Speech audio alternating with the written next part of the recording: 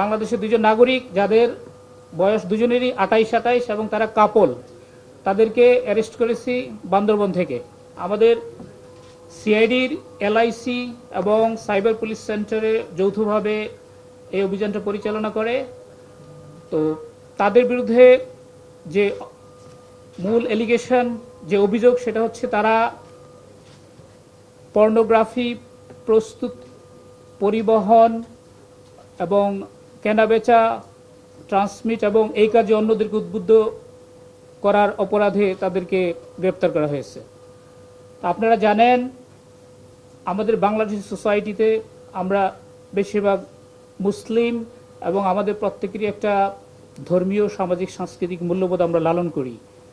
তো এরা হচ্ছে এই পর্নোগ্রাফিতে তারা ওয়ার্ল্ড ওয়াইড মোটামুটি বলতে পারেন যে চ্যাম্পিয়নশিপ অর্জন করছে। তো যেটা আমরা মনে করি যে আমাদের টোটাল নৈতিক মূল্যবোধের প্রতি আঘাত এবং আমাদেরকে ইন্টারন্যাশনাল সোসাইটিতে ডাউনগ্রেড করছে। এই জন্য আমরা তাদেরকে অ্যারেস্ট করে পরবর্তীতে বিজ্ঞ আদালতে সোপর্দ করা হবে। তাদের বিরুদ্ধে আইনানুগ সকল ব্যবস্থা গ্রহণ করা হবে। অ্যারেস্ট এবং আইনি প্রক্রিয়ার ভিতরে যে তারা ঢুকলো, এটাই হচ্ছে অন্যদের জন্য একটা মেসেজ।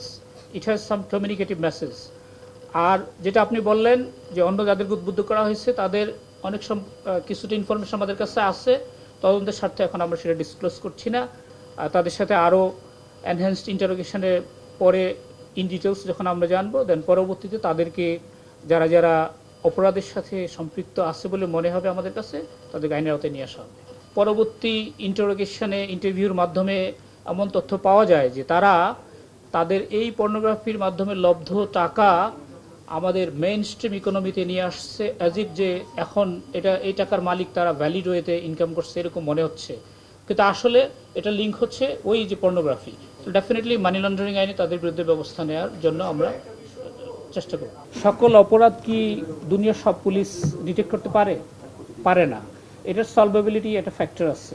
অর্থাৎ আমি এটা নিয়ে কখন আপনার সামনে আসবো, আজকে কেন আপনাদের সামনে আসছি, কারণ আমার সাবস্টেন্সিয়াল সাকসেস আছে, আমি অ্যারেস্ট করতে পারছি এবং তাকে একটা ক্রাইমের সাথে লিঙ্ক করতে পারছি।